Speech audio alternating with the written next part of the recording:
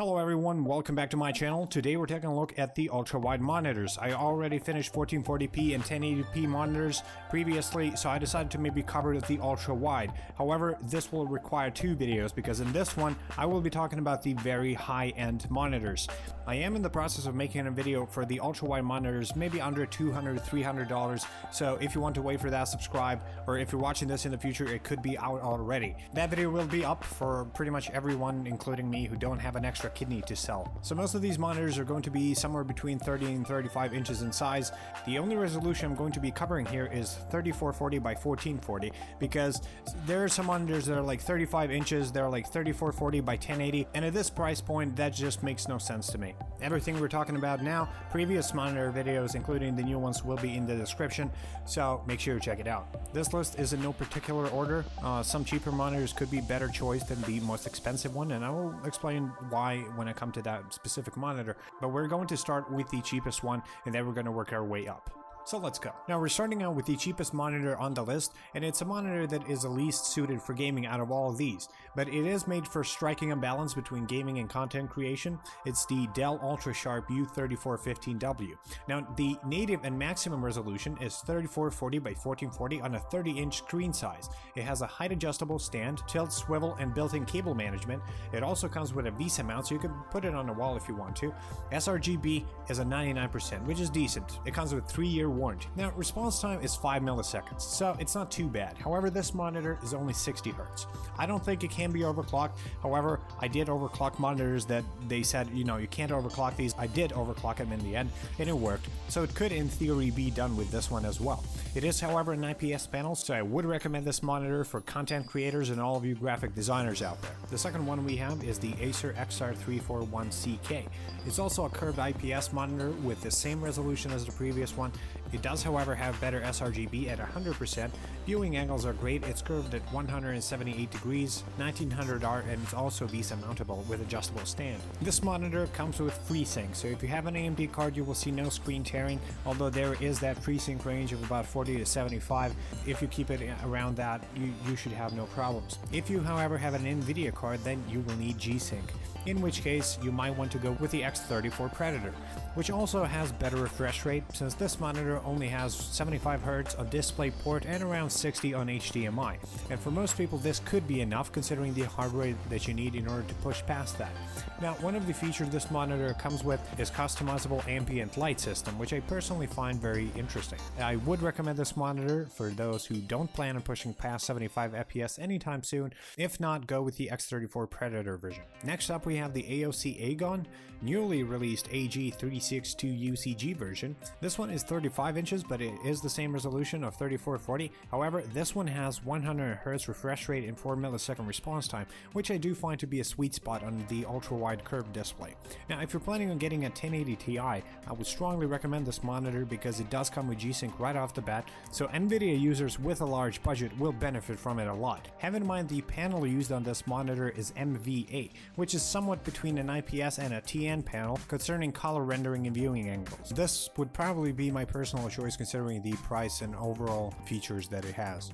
As far as reviews go, our next pick has some very good feedback. The Samsung CF791 is 34 inches in size and it offers the same resolution as the others, but like Acer, it has 100 Hz refresh rate and 4 millisecond response time. The design itself is very minimalistic and clear. The backside is white, but the top and the sides in the front are gray. Its curvature is 1500R. It has quantum dot technology with 125 sRGB. The panel used in this case is a VA panel, so if there's any viewing angle color shift, it's not noticeable considering it's a curved monitor. It has two FreeSync modes, normal and extreme. Normal ranges from 80 to 100, while extreme goes from 48 to 100 Hz. This monitor is more expensive than the previous one, although the colors may be better. It is also VESA mountable, and I would recommend this one to gamers more so than to designers and content creators, as they usually tend to go more with an IPS panel, although in this case they may not have to. I mean, I would recommend it to both, but I think this monitor leans more towards gaming than any design work. I should also mention, if you decide to go for this monitor, the sharpness comes at a factory setting at 75, makes the text look a little edgy. Tone it down to around 30 for a much better experience. And now we have our top two picks. Now if you sold your kidney already, let's get right into it. First, we have the Acer Predator X34.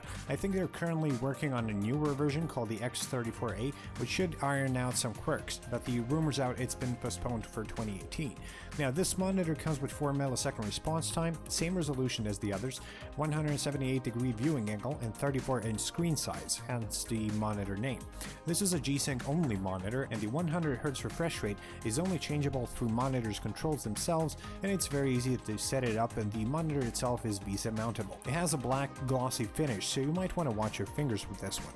Have in mind, using HDMI you can only get about 50 Hz, while with DisplayPort you will be able to use this monitor in its real glory with 100 Hz. It's an IPS panel, so colors and viewing angles will not be a problem. It's priced at around $1,030 on Amazon, plus $30 shipping, while on Newegg the shipping is free, but the price is $1,099 in total.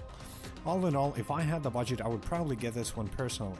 I like the aesthetics, the color accuracy and sharpness is absolutely stunning, and it's great for gamers and content creators alike. The second top choice is the ASUS ROG PG348Q. Now, I don't see that this monitor offers anything substantially better than the Acer one. Same resolution, same refresh rate, IPS panel, but there are more reports of light bleed on the edges of the screen with this specific ASUS monitor.